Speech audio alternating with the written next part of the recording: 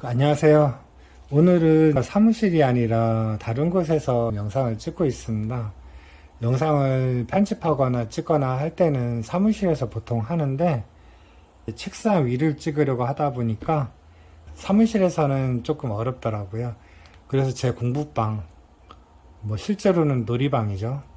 놀이방에서 지금 찍고 있습니다. 그래서 오늘 찍게 되는 내용은 최근에 이제 세종사이버대학교를 다니고 있었는데 이번에 졸업을 하면서 그 학위증하고 수료증이 왔어요. 학위증 같은 경우에는 부동산 경매중개학과 하나 왔고, 두 번째로 복수 전공을 해서 부동산 자산 경영학과에 대한 이제 학위를 받았습니다. 이 사이버대학교 같은 경우에는 경쟁률이 다른 데보다 낮아요. 그래서 신입 같은 경우 1학년을 들어갈 때는 보통 1.3대1에서 1.4대1 정도, 3학년으로 편입을 할 때는 2대1 정도, 그리고 저처럼 경영학과를 졸업하고 이제 학사 편입을 하는 경우에는 한 6대1 정도 됩니다. 그래서 만약에 내가 신입으로 1학년을 들어간다면은 20명이 신청을 하면 15명 정도는 입학이 되고요. 학사 편입을 하게 되면은 6명이 지원을 하면 1명 정도는 입학할 수 있습니다. 사이버대학교를 뭐하러 다니냐라고 하는데, 저 같은 경우에는 이 못을 파듯이 파고들지는 못해요. 저는 그게 잘 안 맞더라고요. 대신에 좀 광범위하게 이제 삼각 형태로 해서 파고드는 게 제 성향이거든요. 그래서 이번에 사이버대학교를 다니게 됐었고요. 이제 거기를 다니게 되면 수료증을 받을 수가 있어요. 이 수료증이라는 게 이제 경매중개, 그리고 이제 채권관리, 이제 권리분석 등에 대한 수료증을 받을 수가 있는데, 이걸 받으려면 예전에는 무조건 B+ 이상을 받아야 가능했었거든요. 근데 이제는 7과목 이상을 이수를 하면 주는 걸로 바뀌었어요.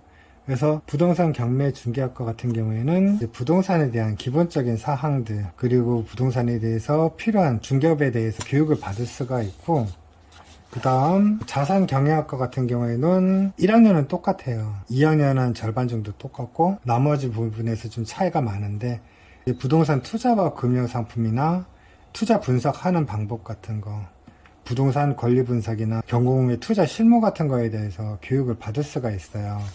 자산 경영학과도 마찬가지로 이 7과목 이상을 이수하게 됐을 때 이제 수료증을 나눠줍니다. 그래서 예를 들어 풍수지리사 같은 경우에는 부동산 풍수지리, 현대 부동산에 대한 이해, 도시 역사와 풍수, 그리고 풍수지리와 건축 인테리어, 그리고 부동산 입지론과 상권 분석, 이런 식으로 7개 이상을 이수를 해야 수료증을 나눠줍니다. 그래서 이 부동산 경매 중개학과에서 주는 게 5개, 이 부동산 자산 경영학과에서 받을 수 있는 게 6개인데 총 11개 수료증을 받았습니다. 그 수료증의 내용은 부동산 컨설턴트에 대한 내용, 풍수지리사, 그리고 법무 행정에 관련된, 그리고 제가 관심 있었던 부동산 권리 분석, 그리고 부동산 경매 중개, 그리고 NPL 등이죠. 금융 채권 관리 전문, 그 다음 부동산 중개 창업, 그리고 경영 실무에 대한 내용하고, 부동산 개발 리모델링, 분양 마케팅, 그 다음 투자 재테크, 그리고 부동산 자산 관리, 금융 투자 전문가 등에 대해서 총 11개를 받았는데, 예를 들어서 이 부동산 자산 관리라는 건 뭐냐면, 내가 전세에 살든 월세에 살든, 아니면 내가 건물을 매수하든 매도하든 이 부동산에 관련된 자산을 내가 어떻게 관리를 하느냐. 예를 들어서 내가 전세에 산다든지 할 때는 내가 대출받는 것이 더 좋으냐, 아니면은 내가 갖고 있는 현금을 가지고 운영하는 것이 좋으냐, 그런 것들에 대해서 판단을 할 수 있는 내용들이란 거고, 내가 상가주택을 산다고 쳐요. 상가주택을 사게 되면 매도액이 있잖아요. 그래서 내가 매수하는 금액하고 거기서 얼마만큼의 수익이 얻어 나올 수 있는지, 그 토지 지가 상승이 어느 정도 기대할 수가 있는지, 그를 통해서 현재 수익률은 몇 %인데 차후에 내가 이 건물을 5년이나 10년 뒤에 매도를 했을 때 기대할 수 있는 상승 가치 같은 것들에, 그런 것들을 좀 판단할 때 도움이 되는 내용들입니다. 이렇게 해서 과정을 마쳤고요. 이거를 맨 처음 했던 이유가, 요즘은 그렇게는 안 하시는데 유튜브를 보다 보면 부동산 중개에 관련된 교육하시는 분이거나 일반인을 대상으로 하시거나 저같이 시작하는 입장에서는 배워야 하잖아요.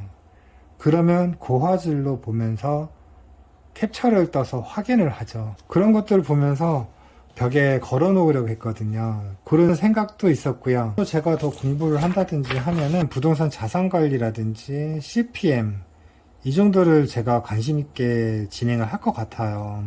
이제 석사까지는 관심을 갖고 있고, 사실 경매 쪽 석사도 괜찮지만 저는 외식 경영 쪽으로도 관심이 좀 있거든요. 그래서 만약 한다면 둘 중에 하나를 하지 않을까 싶고, 그래서 제가 앞으로 경매 쪽을 하더라도 이 CPM 같은 거는 좀 따둘 필요가 있지 않을까.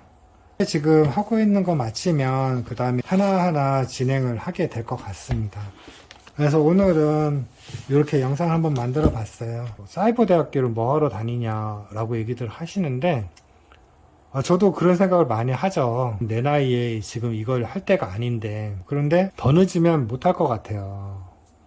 책이나 읽든지 쉬라고 하시는데, 책이야 뭐 매일같이 읽는 거고, 그렇게 생각을 합니다. 만약에 이제 사이버 대학교에 대해서 고민을 하면은 요거 하나는 생각을 하세요. 시작을 뭘 하든지 방법을 만들어야 해요.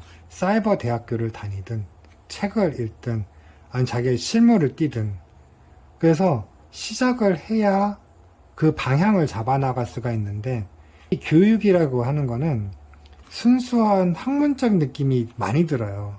그래서 내가 공부를 좋아해서 하는 게 아니라 내가 몰랐던 거를 아는 거, 그리고 내가 무언가를 하려고 했었을 때 알아야 하는 것들, 이런 것들에 대해서 대학교에서 받을 수 있는 커리큘럼을 바탕으로 기초적인 지식들이 하나로 모일 수 있는 거다라고 생각이 들어요.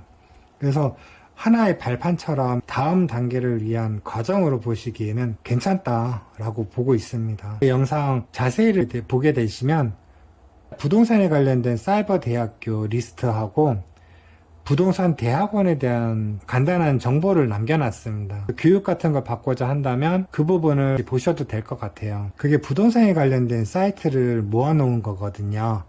다음번 영상은 어떻게 보는 건지를 설명을 해드리겠습니다. 부동산을 하시던 관심을 가지고 계시던 도움이 되실 거예요. 항상 행복하고 건강한 하루 되세요.